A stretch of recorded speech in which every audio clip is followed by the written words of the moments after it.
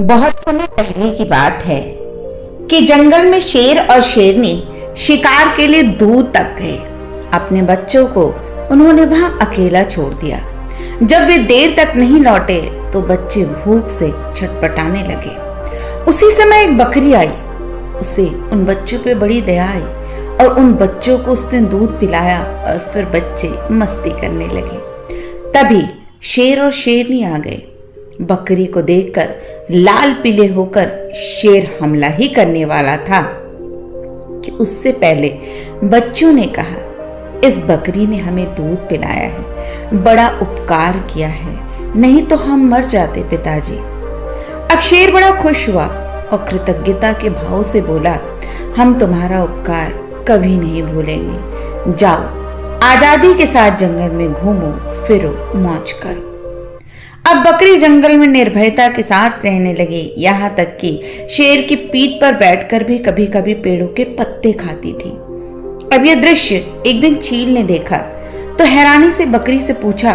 तब उसे पता चला कि उपकार का कितना महत्व है। चील ने यह सोचा कि एक भलाई का काम मैं भी करके देखती हूँ। अब उसने क्या किया कि चूहों के छोटे छोटे बच्चे दलदल में फंसे थे, निकलने का प्रयास कर रहे थे, लेकिन कोशिश बेकार थी।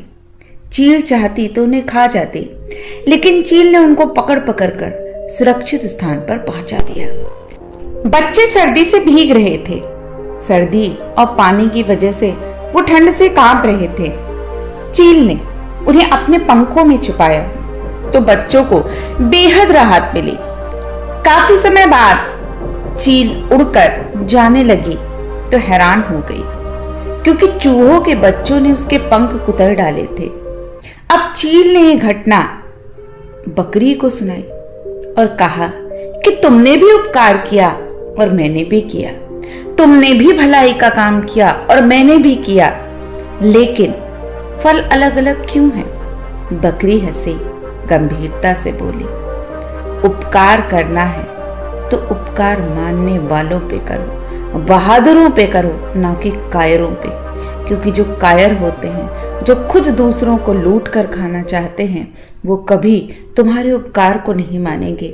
लेकिन जो अपना शिकार खुद करते हैं, अर्थात जो अपने लिए खुद से जीते हैं, स्वाभिमानी होते हैं, बहादुर होते हैं, स्वतंत्रता प्रेमी होते हैं, वही दूसरों के उपकार को मानते हैं। इसलिए कभी भी कायरों पे उपकार नहीं करो, बल्कि उपकार करना है तो बहादुरों पे उपकार करो, क्योंकि वो तुम्हारे उपकार का जरूर फल देंगे।